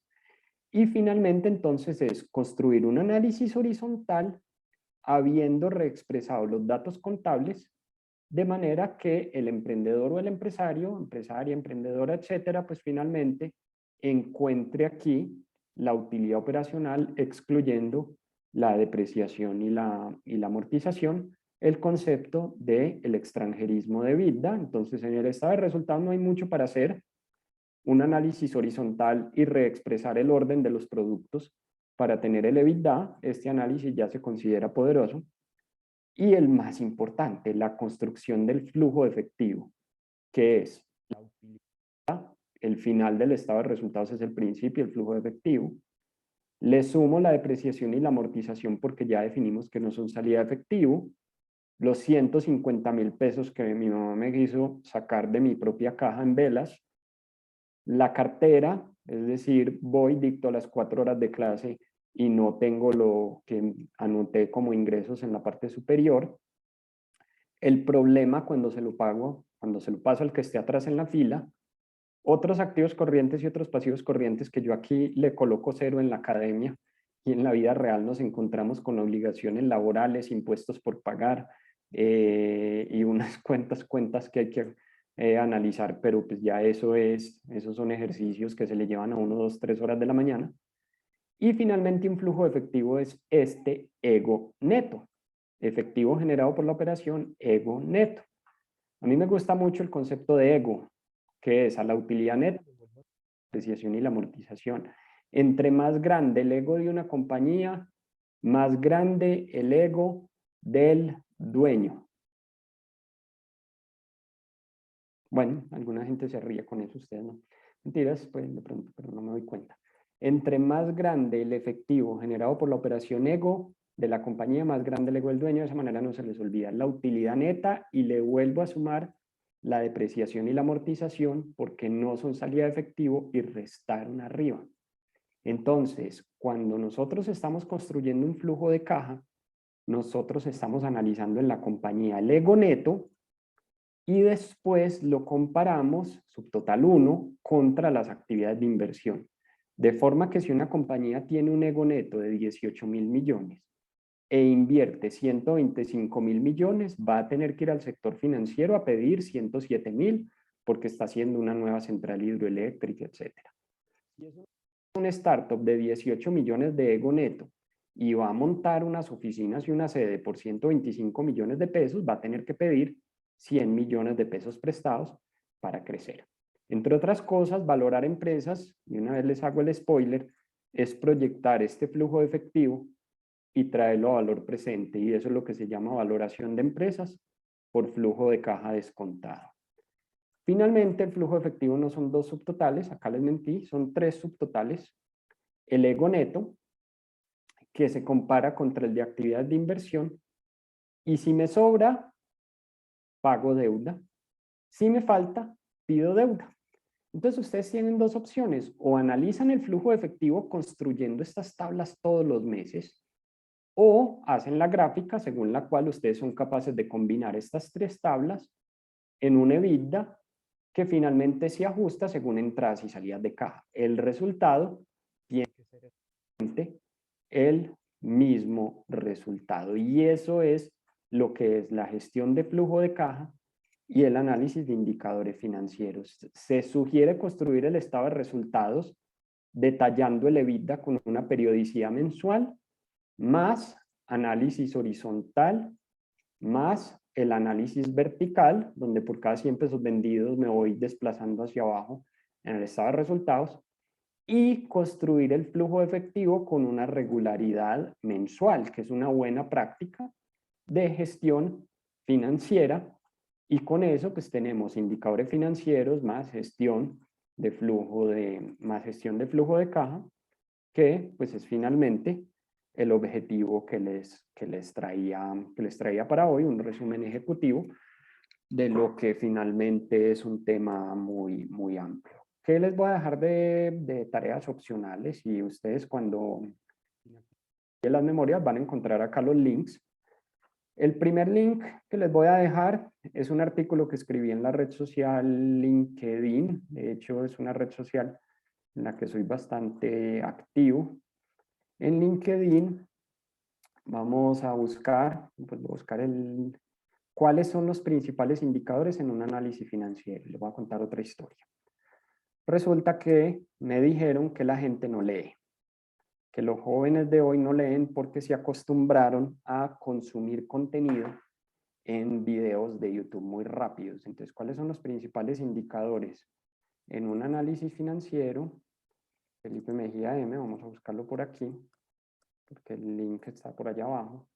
Entonces, ¿cuáles son los principales indicadores? Entonces, ojo a esta historia. Me dijeron que la gente no estaba leyendo, que los jóvenes ya consumían contenido en YouTube. Y como yo no peleo contra la corriente, en vez de decirles que suelten el celular con los tíos, pues yo simplemente lo que dije es, bueno, voy a coger el artículo que escribí de cuáles son los principales indicadores en un análisis financiero y le voy a anexar pequeños videos de YouTube mientras están leyendo. Entonces, por ejemplo, en ese artículo ustedes van a ver unos resúmenes de todos los indicadores que tienen que tener en un análisis financiero. Y en cada tramo del artículo van a encontrar un video que lo resume, por si ustedes son entonces como los jóvenes que no les gusta conversar en diciembre con las tías, sino ponerse a ver el celular. Entonces finalmente el artículo tiene las 2 opciones. Tiene el texto y tiene los videos inmersos dentro del artículo. Entonces, ¿cuáles son los principales indicadores en un análisis financiero? Es un contenido que generé en LinkedIn con los principales indicadores financieros, que es uno de los temas que nos une. Luego, entonces, ustedes dicen, no, sí, a mí sí me gusta leer. O sea, a mí me gusta más leer y pues yo no sabía que usted era youtuber. Así es, conferencista, youtuber, no mentiras. Y acá, entonces, si a usted le gusta leer, rayar, imprimir, etcétera, entonces usted va a felipemediam.com/libro y acá le va a dar descargar libro y ya, no le va a pedir usuario, no es data harvesting, no es nada de raro, solamente lo utilizo en una clase para finalmente usted leer. Entonces aquí pueden, pues yo convertí las diapositivas en libro. Entonces ustedes aquí pueden leer el análisis de margen bruto, que fue con lo que comenzamos hoy. Pueden leer sobre costos, pueden leer sobre dilución de costos fijos, pueden leer sobre cualquier tema que les interese dentro del análisis financiero. Simplemente van acá a la página y lo descargan y no hay nada, entre el sol y la tierra no hay nada oculto, simplemente lo escribí convirtiendo las diapositivas en PDF y me sirve sobre todo porque en las clases hay personas que no me entienden. Entonces, cuando yo le digo que tiene que leer el libro, pues resulta que lo que hice fue transferirle la responsabilidad. Entonces, la calificación docente me sale buena, porque el que no entendió nada, pues de pronto dice como, "Ah, es culpa mía por no haberme leído el libro". Del profe Oscar León. Del profe Oscar León está la conferencia de tips financieros, que el link está por acá abajo de la UNAL, y Oscar León también, uno de sus libros que se llama Administración Financiera, Fundamentos y Aplicaciones, lo colocó gratuito. Entonces miren que hay muchos recursos. La página de él se llama Cursos de Finanzas Online, y acá en Cursos de Finanzas Online sí pueden descargar el libro de administración financiera de él. Entonces, si ustedes quieren realmente aprender, entonces leer el artículo, leer el libro, leer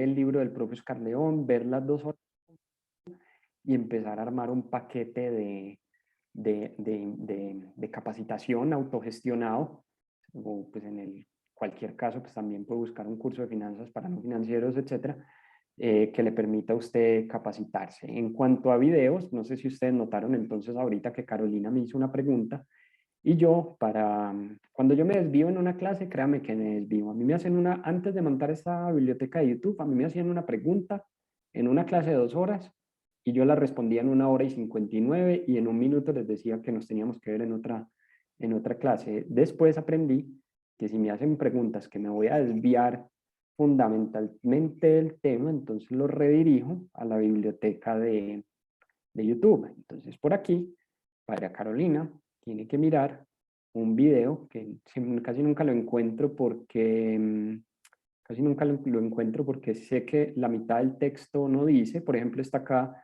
la dilución de costos fijos. Ese es importante. Por aquí está todos los indicadores de análisis financieros. Y este es en valoración de empresas, que nos sirve la diferencia entre un crédito y un leasing operacional.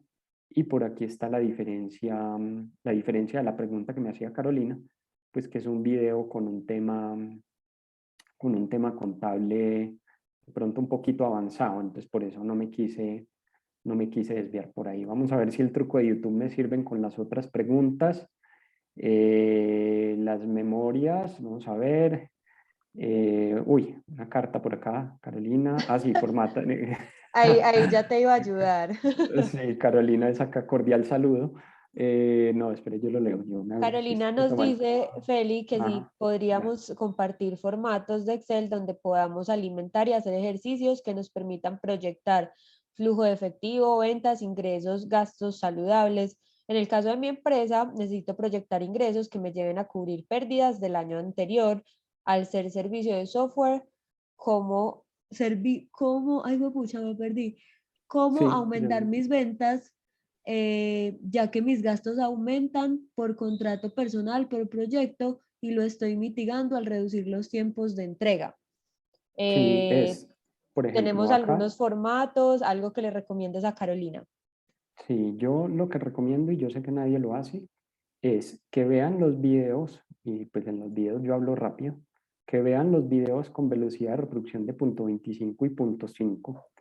Y hay varios videos, por ejemplo, cómo realizar un análisis financiero, taller práctico. En el link está el Dropbox para el Excel. Entonces hay muchos videos que empiezan con libro 1 y hay muchos videos que tienen acá el Dropbox. Lo que ella necesita es uno, tal vez relativamente avanzado, que es de cómo realizar un análisis financiero, taller práctico, para que ensaye todos los indicadores que vimos hoy de una vez para todos los demás. Que es cómo construir un flujo de efectivo, y que son 6 videos de proyectar una compañía, parte 1, parte 2 y parte 3. Entonces, son siempre de trabajito. Por ejemplo, acá hay uno que es cómo realizar un análisis sectorial, que es una plantilla en la que analizamos o sacamos 27.000 empresas. Y acá está de nuevo el link, es un link de Dropbox, no es un virus. El computador del trabajo de pronto no se los deje bajar, pero por aquí hay mucha plantilla de trabajo, ¿cierto? ¿Qué se necesita? Opciones, o ver todos los videos, o consultor de gestión de flujo de caja que pululan de la tierra. consultor de análisis financiero y gestión de flujo de caja para construir todo el business plan. Lo que pasa es que si digo que yo, entonces como que, jaja, es un vendedor y a la gente le gusta comprar y no que le vendan, entonces pierdo credibilidad. Pero aquí están todos de los temas. Pero Espacio Bio, yo le dije que la gente lo ve con velocidad de 0.25, porque si el común denominador es que lo graben. Las memorias se las va a enviar María José, ahí Sí. sin idea, ¿cierto? Sí, yo ahí Eh, les complemento algo pequeñito y es que mañana van a recibir tanto la grabación de este espacio para que la puedan volver a ver, mandársela a la gente de su equipo que consideren pertinente y además les vamos a estar enviando la presentación que Felipe nos acaba de mostrar en donde él tiene los links de las memorias que nos acaba también de mostrar y les vamos a enviar un resumen ejecutivo de lo que vimos con Felipe acá, para que lo tengan también súper presente y lo puedan poner en marcha. Y Felipe, yo aquí sí te hago la cuña y es que Felipe también ha trabajado con varias empresas que pertenecen a Finactiva, síganlo en LinkedIn, si quieren algo más especializado, escríbanle. Ahí pues nosotros hacemos también el tema de networking para que conozcan a esos expertos y ya puedan ir mucho más allá. sí, así es. No, mil gracias a todos ustedes. Precisamente, si necesitan algo, sí, me pueden escribir por LinkedIn y me dicen de dónde nos conocimos, porque si no los confundo con... Recuerden que ustedes me están viendo a mí, pero yo no. Entonces, y si me ven en la calle, nunca me vayan a saludar, que ya me han dado como 3 infartos. La otra vez en un cajero acaba de sacar plata y un estudiante se acercó a darme la mano y yo me levanté las manos y me asusté cuando me tuvo que decir en qué curso fue que nos conocimos. Entonces, si me ven en la calle, me saludan y me dicen que me vieron en este seminario tipo bootcamp. A María José, mil gracias. La última anécdota. Pablo Santos y yo estudiamos economía en el 2000, sí, faltó la Coca-Cola, el tintico. A Pablo Santos lo conocí de Finactiva, lo conocí estudiando economía en el 2002, hace 21 años. Me tocó conocer todo el proceso de crecimiento de Finactiva, proceso de crecimiento impresionante para todos los que estamos viendo compañías tipo startups. Es para mí uno de los startups más destacados que hay en Medellín. Y finalmente con Pablo, cuando eran una empresa pequeña, yo los visitaba. De pronto no te tocó, María José, era en Colombiana, en el edificio de Colombiana. Sí, sí Y me tocó, pero nunca te vi, ya te conocí después.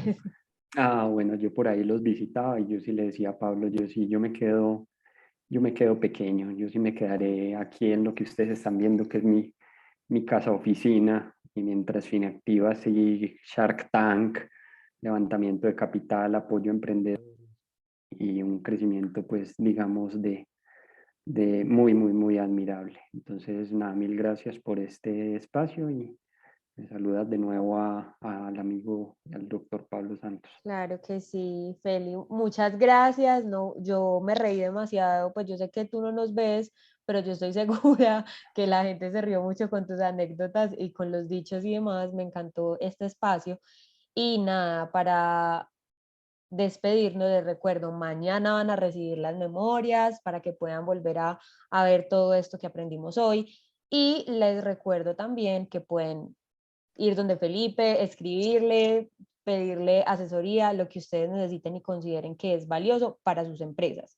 Además de esto, nos vemos mañana, nos vemos el miércoles y nos vemos el jueves en nuestras sesiones que siguen, en las que vamos a hablar de factoring y confirming, Radian, facturación electrónica y muchas más cosas. Entonces los esperamos mañana con esta participación tan chévere. Tuvimos 80 personas conectadas.